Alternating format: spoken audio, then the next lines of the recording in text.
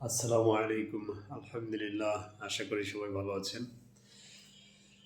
আমরা গত ক্লাসগুলোতে শিখেছিলাম present tense, present indefinite tense. Present ইনডিফিনিটের কয়েকটা ভাগ করেছিলাম আমরা। তারপর present continuous, present perfect continuous শেষ করেছি। আজকে আমরা শিখব পাস্ট টেন্স। টেন্স প্রধানত তিন প্রকার শিখেছিলাম: প্রেজেন্ট টেন্স, পাস্ট টেন্স এবং ফিউচার টেন্স। আমরা প্রথম অংশটা শেষ করেছি প্রেজেন্ট টেন্স। আজকে শিখব পাস্ট টেন্স। পাস্ট টেন্সের প্রথম অংশ যেটা রয়েছে সেটা হলো পাস্ট ইনডিফিনিট। এই পাস্ট ইনডিফিনিট বা পাস্ট সিম্পলকে আমরা চারটা ভাগে ভাগ করেছিলাম। প্রেজেন্টকেও চারটা ভাগে ভাগ করেছিলাম, সেটা পড়েছি। আজকে আমরা শিখব পাস্ট সিম্পল বা পাস্ট ইনডিফিনিট। ইনডিফিনিটে বলতে পারি ইনডিফিনিট। তাহলে পাস্ট সিম্পল বা পাস্ট ইনডিফিনিট, এই পাস্ট সিম্পল বা পাস্ট ইনডিফিনিটকে আমরা চার ভাগে ভাগ করেছি। তার মধ্যে প্রথম ভাগকে আমরা বলেছিলাম পাস্ট সিম্পল বা পাস্ট ইনডিফিনিট 1। আমরা কিন্তু যখন প্রেজেন্ট সিম্পল পড়েছিলাম, present simple 1, present simple 2, present simple 3 এবং প্রেজেন্ট সিম্পল 4 পড়েছিলাম। ঠিক একইভাবে আমরা পাস্ট সিম্পল 1 আমরা টেন্স পড়ার আগে প্রথমে যেটা পড়ে নিই সেটা হলো চেনার উপায়। তাহলে এটা কিভাবে চিনবো যে এই বাক্য দিয়ে বুঝবো যে এটা পাস্ট সিম্পল?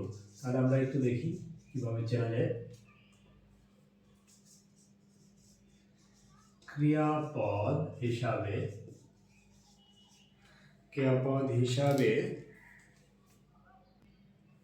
তাহলে কি বললাম? ক্রিয়াপদ হিসাবে ছিল, ছিলাম, ছিলে, ছিলেন, এই কয়টা শব্দ, এগুলো কিন্তু প্রত্যেকটাই ক্রিয়াপদ। ছিল, ছিলাম, ছিলে, ছিলেন, এগুলো যদি থাকে তাহলে সেটা কি হবে? Past simple 1। এটা বাংলা বাক্য দেখে চেনার উপায়। যেমন দেখেন, আমি ডাক্তার ছিলাম। তিনি বা তুমি না, তুমি শিক্ষক ছিলে। তারা খেলোয়াড়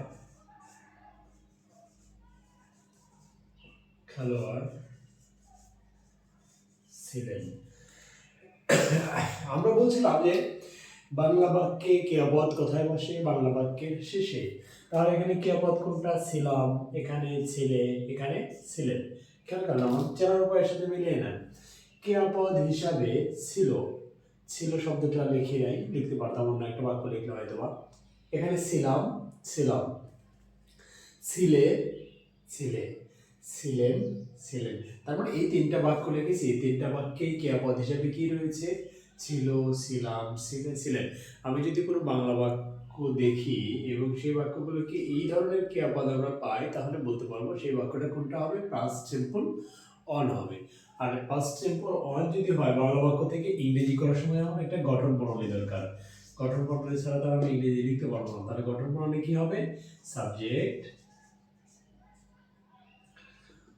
ওয়াজ অথবা ওয়্যার, তারপরে এক্সটেনশন। এটা হলো আপনার পাস্ট সিম্পল ওয়ার্ডের গঠন প্রণালী। মাথায় রাখবেন, আমরা যখন প্রেজেন্ট সিম্পল ওয়ার্ড পড়েছিলাম তখন গঠন প্রণালী কি ছিল? Subject, am, is, are plus extension. একটু খেয়াল করেন, এইটা হলো যখন আমরা প্রেজেন্ট সিম্পল ওয়ার্ড পড়েছিলাম তখন এই নিচের গঠন প্রণালীটা ছিল। আর এখন আমরা পড়ছি পাস্ট সিম্পল ওয়ার্ড, তার মানে গঠন প্রণালীটা কি হয়েছে?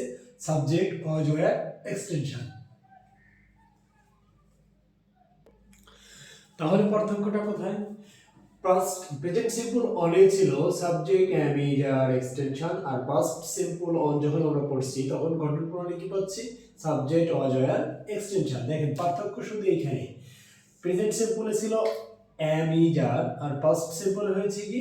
ওয়াজ, ওয়্যার। আমরা এইভাবে কি তুলনা করে করে পড়বো, একটা টেন্সের সাথে আরেকটা টেন্সের তুলনা করে পড়বো, তাহলে আমাদের জন্য সহজ হবে। এবার দেখেন, আমি যে বাংলা বাক্য লিখেছি ইংরেজিতে কনভার্ট করছি। তাহলে এই বাক্যে আমি ডাক্তার ছিলাম, সাবজেক্টকে আই, তারপরে কি হবে? অজ অথবা ওয়্যার, সাবজেক্টের পরে অজ অথবা ওয়্যার, তাহলে আই এর সাথে কি হবে? অজ, আই, অজ। তারপরে এক্সটেনশন, এক্সটেনশনে কি? ডক্টর, তাহলে আই অজ আ ডক্টর। দেখেন, খেয়াল করেন। তাহলে আমি ডাক্তার ছিলাম, এই বাক্যটা পাস্ট সিম্পল, গঠন প্রণালী অনুসারে সাবজেক্ট হলো আই, তারপর আই এর সাথে অজ অথবা অয়ের কোনটা হবে। এখন হলো অজ কখন ব্যবহার করব আর অয়ের কখন ব্যবহার করব।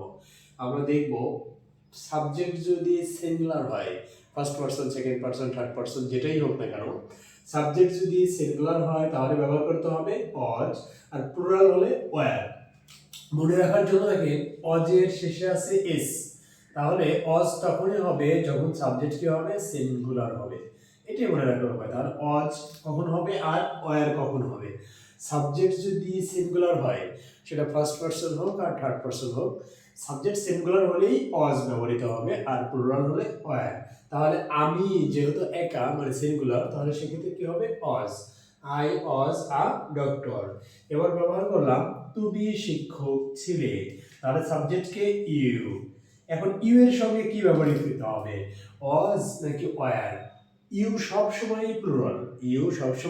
প্লুরাল, তাহলে ইউ এর সঙ্গে কি হবে, ওয়্যার।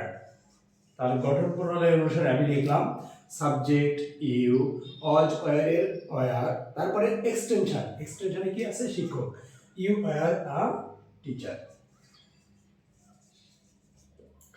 এবার তারপরে লেখা আছে কি, তারা খেলোয়াড় ছিলেন। এখন সাবজেক্টকে দে, তারপরে দে এটা কি সিঙ্গুলার, অবশ্যই সিঙ্গুলার না, তাহলে কি হবে, ওয়্যার হবে। সিঙ্গুলার হলেই মাত্র অজ হবে। তাহলে দে ওয়্যার, তারপরে প্লেয়ার, তারা তো একজন প্লেয়ার ছিল না, অনেকজন, এই জন্য প্লেয়ার্স। আমার মনে হয় বুঝতে পেরেছেন আপনারা, আমি আবারও বলছি, দেখেন, তারা খেলোয়াড় ছিলেন, সাবজেক্ট হলো দে, এরপরে কি আসবে, অজয়ের ওয়্যার, এক্সটেনশনে হলো ক্লর।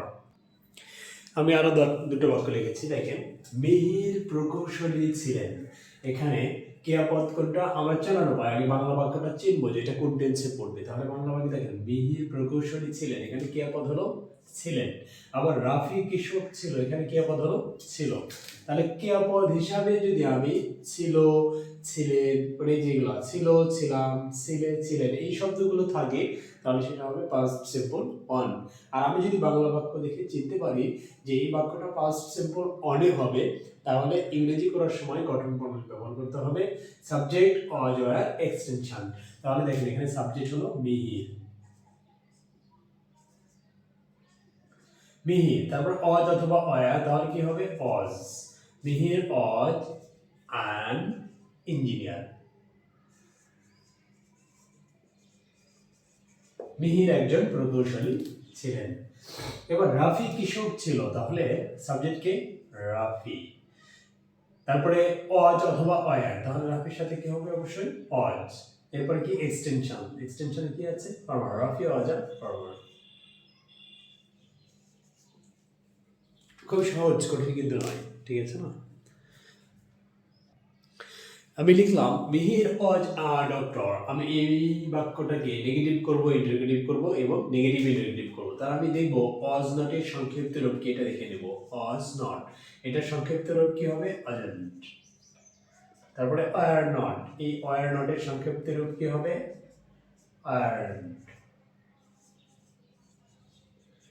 তাহলে আমি যদি নেগেটিভ ইন্টারোগেটিভ এবং নেগেটিভ ইন্টারোগেটিভ করি, তাহলে খুব সহজেই ইনশাআল্লাহ এই সংক্ষিপ্ত রূপটা ব্যবহার করতে পারবো। তাহলে অজ নটের সংক্ষিপ্ত রূপ অজেন্ট, আর নটের সংক্ষিপ্ত রূপ আর্নড। তাহলে আমি এই বাক্যটাকে মিহির অজ আ ডক্টর, এটাকে আমি কি করব, নেগেটিভ করব। তাহলে কি হবে, মিহির অজ নটের সংক্ষিপ্ত রূপ অজেন্ট আ ডক্টর, এটা হলো নেগেটিভ। এবার আমি যদি বাক্যটাকে ইন্টারোগেটিভ করি, তাহলে কি হবে, ওয়াজ মিহির, মানে বিভার্ব, এটা তো বিভার্ব, আমরা জানি বিভার্ব কোনগুলো ছিল, এম, ইজ, আর, মনে আছে আপনাদের, অথবা প্রথম দিকের ক্লাসগুলো দেখবেন। তাহলে বিভার্ব কোনগুলো, বিভার্বের রূপ হলো আটটা রয়েছে be verb, am, is, are, was, were, be, being এবং বিং। তাহলে অজ যেহেতু বিভার্ব, এই বিভার্বটার সামনে নিয়ে আসলে এটা কি হচ্ছে, আবার ইন্টারোগেটিভ হয়ে যাচ্ছে। তাহলে ওয়াজ মিহির আ ডক্টর, এটা হলো ইন্টারোগেটিভ। এবার এই বাক্যটাকে যদি আমি নেগেটিভ ইন্টারোগেটিভ করি, তাহলে কি হবে, এই অংশটাকে, নেগেটিভের যে অংশটা ছিল এটার সামনে নিয়ে আসলে আমার নেগেটিভ ইন্টারোগেটিভ হয়ে যায়। তাহলে অজেন্ট মিহির আ ডক্টর। এটা হলো নেগেটিভ ইন্টারোগেটিভ। দেখেন তাহলে বাক্যগুলো মিহির অজা ডক্টর এটাকে যদি আমি নেগেটিভ করি তাহলে কি হবে? মিহির অজন্তা ডক্টর। যদি এটাকে ইন্টারোগেটিভ করি তাহলে আজ মিহিরা ডক্টর। যদি নেগেটিভ ইন্টারোগেটিভ করি তাহলে অজন মিহিরা ডক্টর। আমি লিখলাম দে ওয়ার ফার্মার্স। এই বাক্যটাকে যদি নেগেটিভ করি তাহলে কি হবে? They were farmers. এটা হলো নেগেটিভ। আমি যদি ইন্টারোগেটিভ করি তাহলে কি হবে? আর দে, ছোট হাতে হবে আর কি, আর দে ফার্মার্স। এটা হলো ইন্টারোগেটিভ। আর নেগেটিভ ইন্টারোগেটিভ করলে কি হবে? এই অংশটা আগে দিয়ে দিতে হবে। তাহলে কি হবে? আর দে ফার্মার্স। সুন্দরভাবে আয়ত্ত করবেন এবং বিষয়গুলো বোঝার চেষ্টা করবেন। যদি কোনো কিছু বুঝতে না পারেন তাহলে কমেন্ট বক্সে প্রশ্ন করবেন, উত্তর দেওয়ার চেষ্টা করবেন ইনশাআল্লাহ। আপনাদের দীর্ঘায়ু এবং সুস্বাস্থ্য কামনা করে বিদায় নিচ্ছি। আল্লাহ হাফেজ।